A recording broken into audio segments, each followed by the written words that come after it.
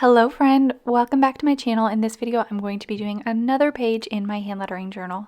I know that I said that I was going to make some other videos, and I am. I have a new one coming very soon, but I am having so much fun with this hand lettering journal, and so I wanted to take you along on every single page that I create so that if you wanted to create your own hand lettering journal, eventually you will have a playlist full of ideas that you can go through and recreate. And so I wanted to film the process even though I have another video coming, and I hope that this is helpful for you if you are looking to create your own hand lettering journal. I will link the playlist at the end of this video if you want to check out the other videos that show the first few pages of my hand lettering journal, but I hope with each page I'm giving you some new inspiration, some new ideas, and as I talk through what I'm doing in the video, hopefully some great hand lettering tips that you can take back to your own hand lettering as well. So for this one, I'm going to be using a dip pen, and I'm first starting out by creating lines, and my lines are 1.5 centimeters if you are trying to create the same page that I am.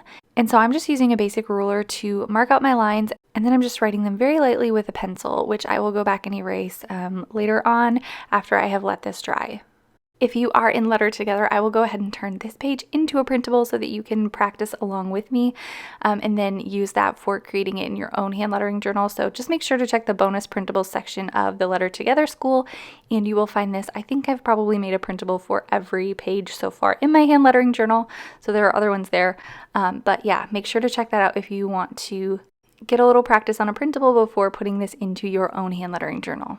So my thought with this page in my hand lettering journal is I wanted to create some repetition by just writing an alphabet over and over and not breaking at the end of the alphabet when I go from like Z to starting back again at A. I just wanted to keep on going, and I'm adding a little bit of a tail to the end and kind of like a little decorative swash at the beginning, so that I have those at the beginning and at the end of my lines.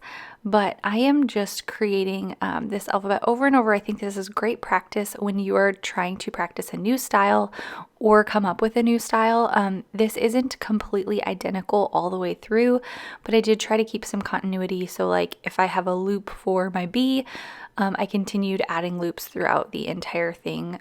But I think this is just a great way to practice. I know a lot of times we practice like a whole page of A's and a whole page of B's, which is great. That's how I've created a lot of my printable worksheets. But when it comes to hand lettering words, sometimes we have to think through different lettering connections depending on what words we're writing. And so I think something like this can be a good practice in that. That's also why I started creating my 101 practice words pages in my hand lettering worksheets. Most of my newer sets have that, and I think that's also a great way to practice those hand lettering connections. Now, if you're wondering which products I'm using, I am using a Kanzen watercolor notebook as my hand lettering journal. I just thought that would be a good option so that I could use a lot of different mediums in it. One of the downsides is it's just really textured, so if I were using a delicate brush pen, I might not prefer to hand letter on this paper, but I wanted something that would hold up to a dip pen and also watercolor and different paints that I like to use for hand lettering, so I thought this was a good starting point for making my first hand lettering journal. As for the products specifically on this page, I am using a nib holder from Tom's Studio. The ink I'm using is Higgins Eternal Black ink, and then I just used a Tombow sketch pencil for my lines. My ruler is nothing fancy, it's just like a really cheap one from Target. So yeah, I think that's all the supplies, but if you have any questions, let me know. You also could do the same idea with different mediums. Like you could do one with a dip pen, you could do one with a monoline pen, you could do one with a brush pen, and just get a feel for different ways to create that alphabet. You also could do this with a specific word, and I think I'm going to do that in another page in my hand lettering journal. I haven't decided what word yet, but I thought that would also be a great practice, and also leaves you with a really pretty hand lettering page. So I know there are a lot of different ways to practice. I love practicing with worksheets, but I also like with a hand lettering journal that at the end of it, it kind of looks like an art piece, even though it was my practice. And so I just think the practice of having a hand lettering journal is helping me to kind of be creative in some different ways.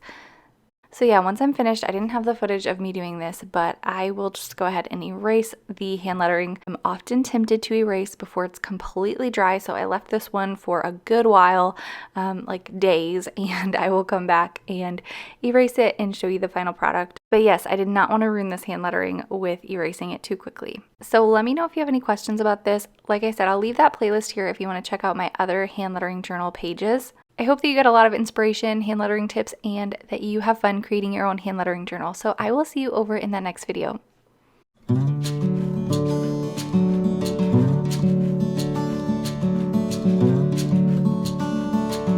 you.